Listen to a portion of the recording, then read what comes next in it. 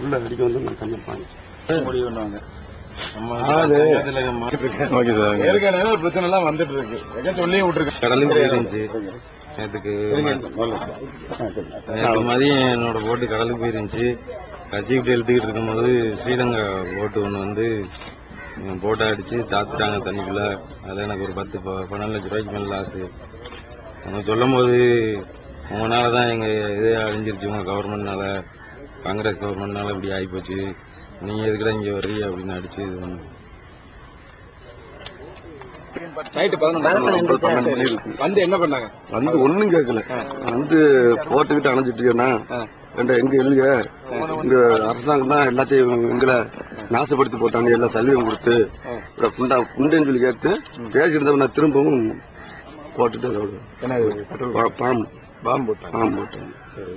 அடுத்த நிமிஷம் போட்டுட்டு திருப்பி சுத்தி அடிக்க வந்தாங்க.